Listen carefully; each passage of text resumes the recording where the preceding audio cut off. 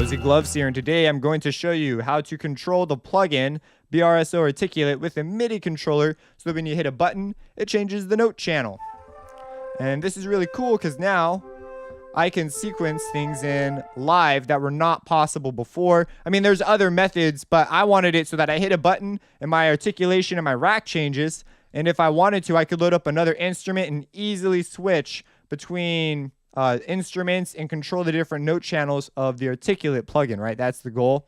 And the reason is now I can, like, say, for example, play legato, but I couldn't play a chord. See, it picks a note. It's just a mess. So what I wanted to do is to be able to switch between them. And now if I like play legato, now I can play a chord. And go back to legato.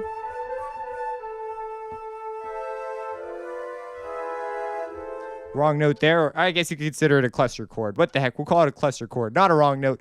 Modern music. So that's what's going on there. So let me show you how to set this up. Now, you need a MIDI controller that can output on different channels of information. I'm using the Alesis V25. You may be using a different one. This was my original problem because I tried setting this up for a fair amount of time. And what it is if you go to the first articulation, this actually transmits note data on channel 1. And so all you have to do to change this is you have to ignore channel 1. So don't activate it. And it will still receive notes on channel 1, but it'll ignore the fact that it's coming from channel 1 and allow you to trigger different channels. So I have these buttons controlling, they're sending out MIDI information on different channels. They're actually sending out note commands, and they're triggering note 127. If we go all the way up, it's not showing it, but when I hit the keys, it's actually sending out a note command. And along with that note command comes the information to play the key switch from BRSO Articulate. This sounds like a complete mess. Let me show you how to set it up from the start. So let's say that I want to set it up so that it will control this instrument. So what I'm going to do, and your instrument must have key switches for this to work in my particular setup. So what I want to do is I want to control this Alesis V25 and make it control that. So to start, we need to configure the Alesis V25. Your editor may vary on your MIDI controller, but what I'm going to do is I'm really quick. Oh, I already have the editor actually available. So here is the editor for the Alesis V25. It's available on their website, and we're able to go in and change various commands and click on things. We want the drum pads to control it. So what you do is, this is right now the default setting. I'd have to get the preset from FL, but because FL is currently using the V25, I cannot grab the preset. But what you do is you'd go into device, setup, you'd select the V25 and hit apply. And then you would go to get preset from hardware, and it would pull whatever's on the V25 off of it. And then I went into drum pads, and what you do is you say note. We want a note channel information. I tried the other ones and got a whole bunch of interesting things going on. But what you're going to do is you're going to change this to channel, and we want this to control channel 2. We're going to skip channel 1, and then channel 3 and channel 4. Actually, I have the preset I'll open up for you in just a sec, saved as a file. And then we want the note to be a note that we're just not going to use. So like note 127. And that's it. You just configure them all like so, going upwards. And if we grab my thing, oh, it opens up a whole new editor. Isn't that dandy? Okay, so here it is. And if we go to our drum pads, I've configured it so it's no channel 2, 3, 4, all 127.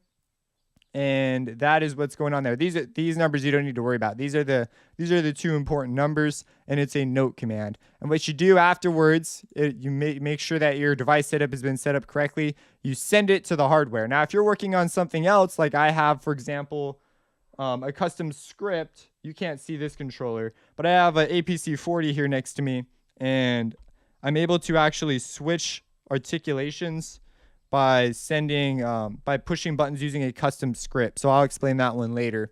It's not that hard. So now that we have our V25, now that we have these notes outputting on different channels. Oh, one other thing on the V25 I didn't show you, but the keyboard's transmitting on channel 1. And a weird thing about the V25, they don't tell you in the manual. I discovered this by accident and ended up going on a forum. I guess it's a developer bug, but I've considered a pretty useful bug. you can actually switch the keyboard's MIDI channel by hitting 3 or 4, the buttons. And so eventually that may go away, but for now, that's around. And so that was kind of a useful help while I was trying to figure this out. So now that we have this outputting on different channels, these buttons are now outputting information, we have to make it so that Kontakt can receive the information. And this whole setup, I explained in another video, and I'll put that in the description because we get into the port numbers of Kontakt in the instrument. I'm assuming you've got all that stuff straight, that you have the Articulate plugin already working with this. I'll put the video link in the description. Now what we want to do is we want to send the various channels of information to Articulate because we have in FL these extra piano roll MIDI channels. Every channel gets split again. So what you do is you right click on it and you go to MIDI channel through. And what this says is while I am selected on this plugin, send the individual channel information through. And so now with that off, everything will be sent on the same channel as Kontakt sees it. And so if I hit my keys, there's no channel changing, no articulation switching going on. So you got to have MIDI channel through on, and now we got like our awesome flutter tongues going down. So that is how you will set this up. That's how you do it. This came largely because I was inspired to make I wanted a more live workflow. Let's talk about setting up the patches. So this whole thing came about because I was trying to figure out how to ignore channel 1 information. And so I found out that this plugin simply does not register channels if you do not have a key switch on. So if you don't have some sort of active information, it doesn't work. And if you check it out, right now we clearly know that these buttons are controlling things. But if we click, you see it's like, oh, there's no information on these channels. And so what we do is if you put a key switch down, though, like here and here, we see that we can switch between channels. But I put down weird key switches. So you want to match the key switches with your instrument. That is a requirement. But for any patch, that would be the requirement. But now as you move around, we could activate this one and, this one. It's outputting, taking in the different channel information. The problem was if you use channel 1, it would go to channel 1, which is what my keyboard was on, which is a mess. And so what you do is you just ignore it. If we just get rid of it, now I'm able to switch and configure the plugin like I wish. And I can play it and it will remain on the channel I have selected. So that is a handy dandy way. So you start on channel 1. Eventually, maybe one day there'll be a feature included where you can just somehow ignore keyboard information or put it on some sort of a ghost channel or something. But that is that. I was pretty stoked about this. So that's how you control it. You just got to make sure you have your information for your controller sending on the different channels. And then simply don't use channel 1. Or if your keyboard is on like channel 8 or 9, don't use those channels. Or maybe you have a really fancy keyboard and you're able to send a command to tell it to change. Like, oh, you sound 1, you sound 3, you sound 4. You know what I'm saying? Like, and change the keyboard channel with it. But I was actually unable to really find something that did that, so I ended up going down this road.